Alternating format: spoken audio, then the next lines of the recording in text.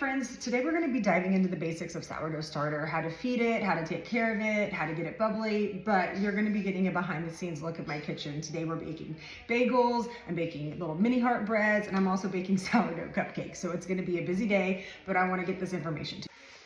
Here's your starter. It's like a pet. You got to feed it. You feed this pet flour and water. The best method of feeding is the 1:1:1 ratio. Look, I'm no math expert, but it's pretty easy.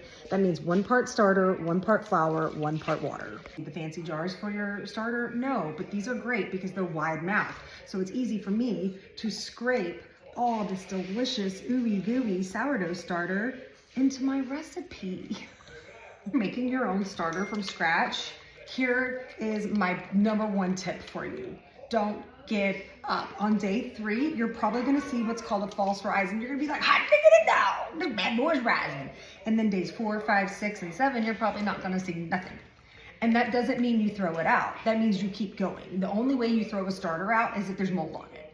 Again, let me repeat that for the people in the back. The only time you throw a starter out is if there's mold on it. I'm gonna teach you a little pro tip though. Once you have an active starter, which means it's bubbling and it's doubling in size, and you don't want to feed it every day, who's got time to feed a damn starter every day? I know I don't. Keep it in the fridge. When you put it in the fridge, it's nice and safe. You can't kill it. When you're ready to bake, you just pull a little bit from it. Your fridge starter is what some people call a discard. But your discard just means unfed. So if you feed it, it becomes starter, otherwise known as levain. So if you keep it in your fridge and you just pull it out when you need, you're not gonna kill it. Now, if you start to see some gray liquid on top of that, that's not mold, that's called hooch. Hooch means fermentation. Don't throw it out. In your starter, if it smells a little tangy, kind of like some sour socks or something, hey, that's good. You want your starter to smell tangy. You want it to have a little bit of an aroma, and you want to see bubbles, like I've said multiple times before, and you want it to start doubling in size. This is when you know you have a healthy and very active starter. Little extra pro tips for you. If you're starting a new starter from scratch, I recommend using a mixture of a whole grain like rye or wheat flour mixed in with your all-purpose at first. I don't know the science behind it, but those flours help speed up the process a tad. Another pro tip is you want to use warm water, not hot, warm. I know it's like not too cold, not too hot, just perfect, warm. Because the warm water is going to help start the fermentation process. Then, one last thing, I know it's so much. You want to put your starter in a warm spot. Typically you can stick it on top of your refrigerator. I like to put it on my stove. I'm pointing at my stove, you just can't see it.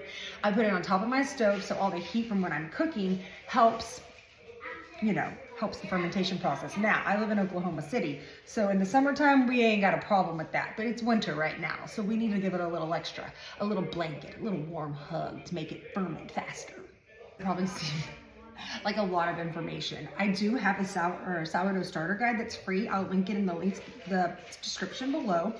And if you already have a sourdough starter and you're like, man, this chick is really fun, I'd love to bake with her. Hey, guess what? I have an ebook too that comes with videos of me baking with you, walking you step by step, holding your hand, making sure that you master every technique and every simple step. It's a tried and true recipe. I mean, tried and true by me and countless other people that I've taught it to. And I will also link that in the description below. If you liked this video, you know what to do. Like, subscribe, share with your friends. Hey, maybe even drop a comment like, you're cool.